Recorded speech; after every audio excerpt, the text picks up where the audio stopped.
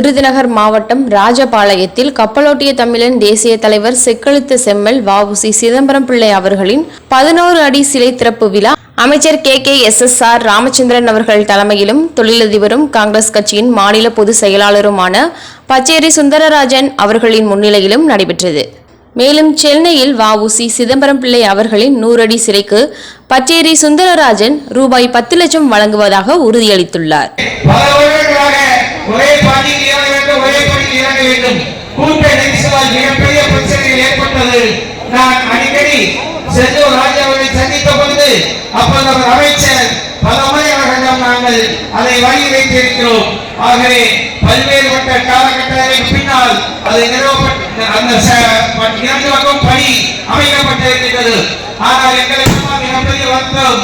நான் அண்ணன் நரேந்திர அவர்கள் மத்திய அமைச்சராக இருக்கும் பொழுது தெப்பக்குளம் பகுதியிலே வேறு ஒரு பக்கத்திலே வ.உ.சி. சிலை அமைக்க முயற்சி செய்தேன் என்று சொன்னேன். அவர்கள் அதற்கான முயற்சி எடுக்கப்பட்டு ஆட்சி மாற்றம் ஏற்பட்டுவிட்டது. இன்று அந்த குறையை போக்குகின்ற வகையிலே நம்முடைய அண்ணன் அவர்கள் ACS அவர்கள் 100 அடி உயரத்திற்கு சிலை அமைக்கப்படும் என்ற அறிவிப்படையை வெளியிட்டிருக்கிறார்கள். நான் அவர்களுக்கு மகிழ்ச்சியோடு சந்தித்திருக்கின்றேன். தென் மாவட்ட மக்களுடைய குறிப்பாக இரண்டாவது சமுதாயத்தினுடைய நீண்ட நாள் குறை. பல சமுதாயங்கள் மிகப்பெரிய உயரத்திலே சிலையை அமைத்த நேரத்தில் நான் நமது சிவக்கல்லிலே உள்ள சிலையில் தான் நாம் ஆலயக்க வேண்டியிருக்கிறது. இடம் நெருங்கலான இடங்கள். ஆகவே அண்ணனுடைய அந்த அறிவிப்பை நாங்கள் வரவேற்கிறோம், வாழ்த்துகிறோம், பெருமைப்படுகிறோம். அந்த சிலை அமைப்பிற்கு நான் சொல்லுகிறேன், அண்ணனோடு நானும் இணைந்து என்னுடைய பங்காக 10 லட்சம் ரூபாய் வழங்குவதற்கு நான் தயாராக இருக்கிறேன். அது மட்டுமல்ல, அந்த சிலை திறப்பு விழாவிலே குறைந்தது 1 லட்சம் பேரை திரட்டி இந்த சமுதாய மக்களுடைய பலம் என்ன என்பதை இந்த நாட்டுக்கு, இந்த அரசுக்கு நாம் தெரிவிப்போகின்ற செய்தியை சொல்லி வாய்ப்புக்கு நன்றி கூறி விடைபெறுகிறேன். நன்றி, வணக்கம்.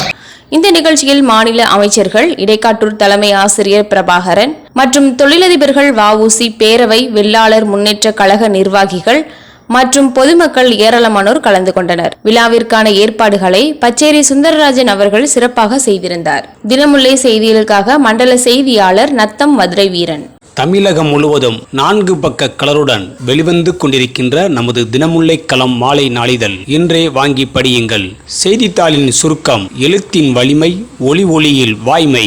இன்றே வாங்கி படியுங்கள். தினமுல்லை களம் மாலை நாளிதழ் தற்போது பரபரப்பான விற்பனையில். செய்திகளை உடனுக்குடன் தெரிந்து கொள்ள தினமுல்லை நியூஸ் தமிழ் சேனலை சப்ஸ்கிரைப் பண்ணுங்க.